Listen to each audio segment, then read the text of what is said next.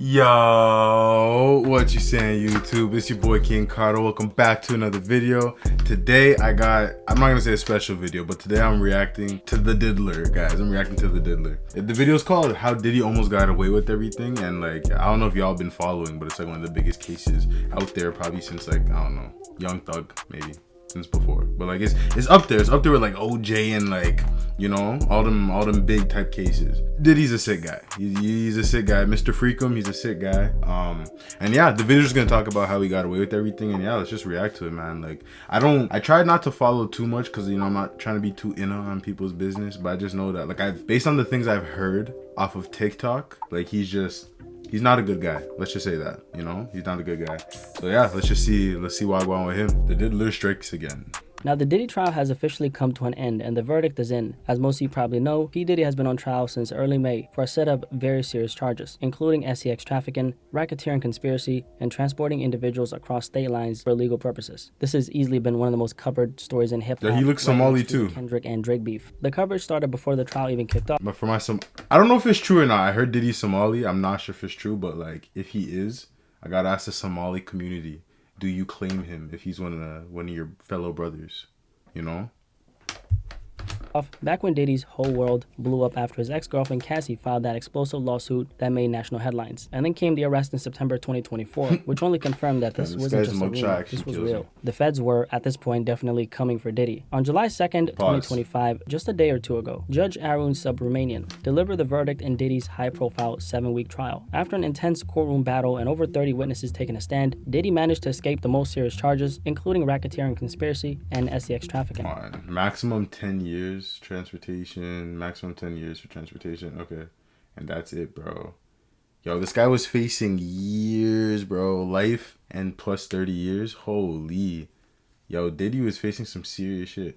Like I googled it the other day because when these results came out and they said that he wasn't guilty, I googled it, and it's like transportation is just like it's flying shorty out, you know, it's flying them out for acts, you know, or commercial acts, as this is. Commercial, I don't know if I can say that, so we'll bleep that out, but like, you know, commercial corn acts. But sex trafficking is like pimping, you know? That's the difference.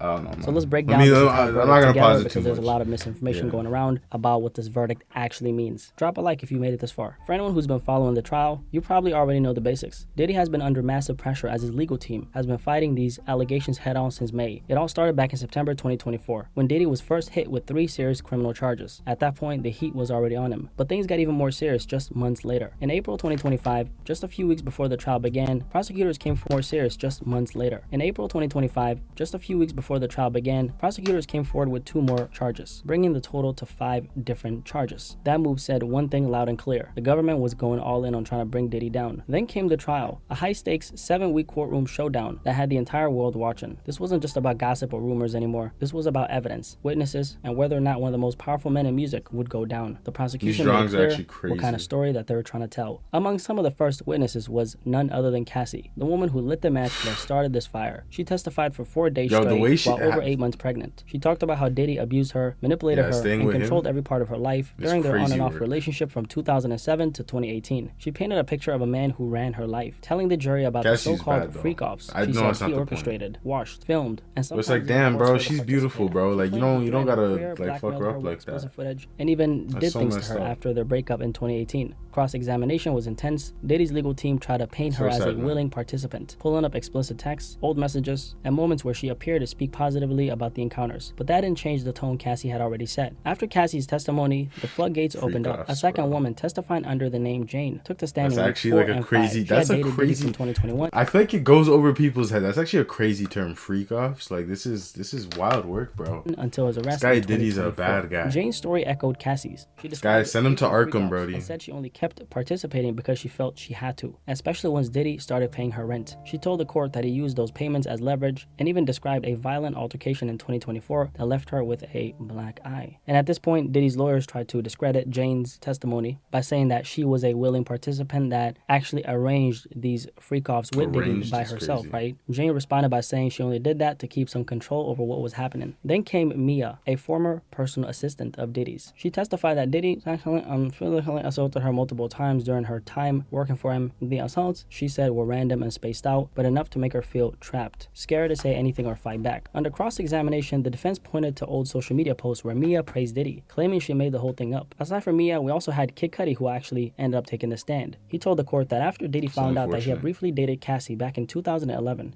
Diddy broke into his home. Weeks later, Cudi's car ended up, poof, blowing up. And while Diddy has denied having anything to do with that, Cudi made it clear who he believed was responsible. Another witness, Capricorn Clark, a former employee, told her that Diddy kidnapped her at gunpoint, forced her into her car, and said he was going to take Kid Cudi's life. She also said that Diddy once pushed her, subjected her to lie detector tests, and regularly threatened her during her time working for him. Then came Eddie Garcia, a former security guard at Intercontinental. This is a lot of people, bro. Honestly, this is a lot of people who are coming out to speak against Diddy. Surveillance footage from 2016, footage that showed Diddy doing things to Cassie in a hotel hallway. The footage was eventually leaked by CNN, and Diddy apologized publicly when it came out. But in court, the prosecution used it. The jury watched the video over and over and over again. But that wasn't the most disturbing part. The jury was also shown clips of the freak-offs, which was these SEX marathons that Diddy was hosting and kind of arranged and put together with other male escorts. The clips were graphic, so graphic that only the jury, the judge, Diddy, and both legal teams were allowed to watch them with headphones. The public wasn't allowed to see or hear anything, but in that courtroom, the jury saw it all. By this point, over 30 witnesses had been called to the stand. The prosecution had built a massive wall of testimonies, videos, receipts, and timelines. Their goal was clear: bring in as many insiders as possible and expose the real Diddy, not the mogul, not the rapper, but the man that they said had been hiding in plain sight. And after all that, after 7 weeks of disturbing testimony and uncomfortable evidence, I feel bad for his kids during the trial, they eventually came to a decision. I feel so bad for this guy's kids. Me recording this video. Imagine Diddy being your pops and like this is coming to light. The baby oil, the Astro Black. The court decided he wasn't guilty of running a coordinated criminal enterprise, and that one decision is what ultimately saved him from a potential life sentence. To break it down more thoroughly, count number 1 was racketeering conspiracy, which was up to life in prison. Diddy was found not guilty on that charge. Count number 2 was acting as trafficking of Cassie Ventura, which would have been 15 years to life, and he was found not guilty on that. However, count 3 was transporting individuals, including Cassie Ventura, for constitution. Just change the,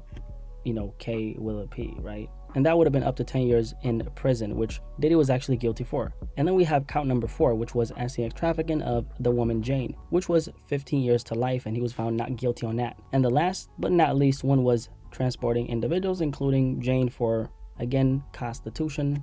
And that would have been up to 10 years in prison, which Diddy was found guilty for. So what does this actually mean? Does it mean that Diddy is like a free man? Because that's kind of what they're saying on social media and on Twitter. No, he's not a free man. You might have seen some of the memes. Definitely not. Some of the he's still facing up to 20 years. Now, Diddy is not a free man, okay? In fact, his legal team immediately filed a request for release, but the judge denied bail, pointing to the fact that Diddy was still convicted on 2 federal charges, and with each one of those counts carrying up to 10 years behind bars, his future is still very much on the line. Now, each one of those counts carry 10 years each, so 10 plus 10 equals 20, okay? 10 plus 10, 20. Which means Diddy is actually still facing 20 years, up to 20 years in prison. So no, P. Diddy is not a free man at all. But considering everything that came out during this trial, he's also very lucky. I mean, he managed to dodge the most severe charges. And that alone could have changed the course of his entire life. I mean, Diddy had the possibility of actually spending life in prison. Yeah. Now, the prosecution is pushing for the maximum But bro, sentence, Diddy's like, what, honestly, 50-something now? They may have lost 20 battle, years, by the time he comes out, he's like 70. As of now, the judge has proposed a sentencing date of October 3rd, and that's when we'll really find out. Life's pretty much done. I know he's still rich, so he'll be cool in it. He'll be cool in it, but like, for Diddy, because like we stated, he was literally 20 years in jail, bro. Like, fuck. Came. Now the big question a lot of people have is, how did That's Diddy even get away with almost so everything? Was it his status? Was it some kind of conspiracy, or just a good legal team? Because obviously he got money. He got money on. The simple answer to this question is this: even with all the disturbing details that we've heard, the graphic testimonies, the witness list, and the hotel surveillance footage, the jury just didn't buy the government's core argument that Diddy was the ruthless ringleader of a coordinated criminal conspiracy. The prosecution tried to paint this as a sprawling operation, one that involved sex trafficking, racketeering, bribery, kidnapping, and more. But in the end, they just couldn't really connect the dots well enough, right? Shout out to the people who draw these though, because they gotta draw these on the fly. You're drawing this and it's like, it's sloppy, but it's like, I couldn't do better. That's the thing. How it all worked, especially in like the short amount of time. I can't draw. More importantly, there was no insider witness tying all of it together from the inside. And here's the crazy part. Diddy's legal team didn't actually call a single witness because they didn't have to. Their strategy was simple: own the bad and poke holes in the story. So essentially, they didn't shy away from all the negative things that were being told by Diddy, like all these stories, the testimonies, and everything. Smart. They didn't shy away from any of that.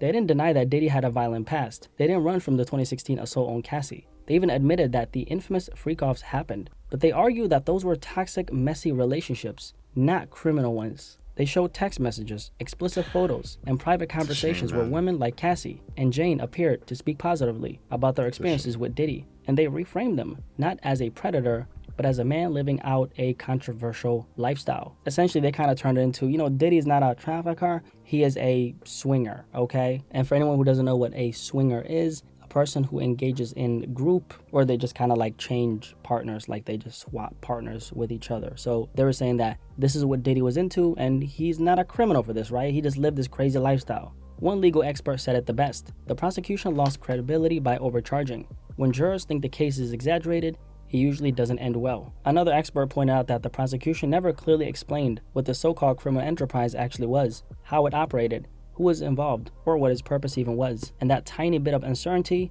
that's what opened the door for Diddy to walk free. So Diddy literally managed to avoid the most serious charges, right? And although he's still not in the clear yet, I mean, honestly, we can say that Diddy done made it out the worst part, right? And honestly, this was not the kind of outcome that I was personally expecting. I'll just be honest with you guys. But then again, when you kind of start to take everything into account, I guess it makes sense, right? Personally, I predict that Diddy's probably going to spend, 3 years behind bars tops, and then he's probably going to be out in the free world. I'm curious to hear what you guys have to say about this topic, though. How Diddy almost got away with everything. Almost, okay?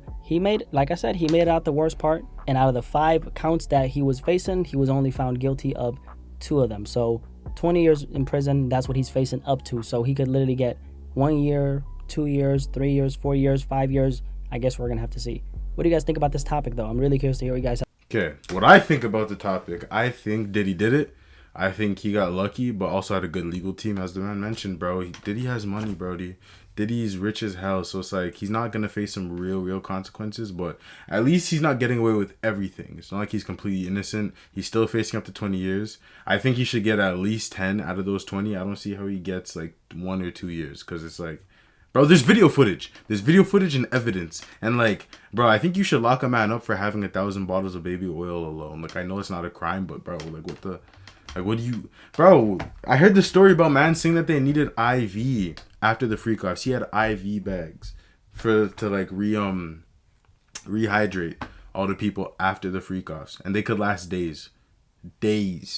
Like that's crazy work, bro. This guy is sinister, bro. Like you can't trust a man like that. So that's my thoughts. But just like he said, let me know what y'all think in the comments. I want to know you guys' opinions as well. Do you guys think Diddy should be getting more years? Do you think he was guilty of the charges he got away with or not? I just, whatever. However you feel about Diddy, let me know in the comments. If you enjoyed the video, let me know what else you want to see. I'm going to keep the content coming for you guys. And I appreciate you guys for staying this far. Just like, comment, subscribe if you really enjoyed the video. YouTube has a video popping up right over there for you. They say it's a No, YouTube has a video popping up right over here for you. They say this is the best one for you and you're really going to like it. And who am I to argue with YouTube? So I think you guys should go check that out. But until the next video, I love you guys and I'll see you over there. Don't know. Sit back, kick back, smoke a little, talk a little. Sit back, kick back, smoke a little, talk a little.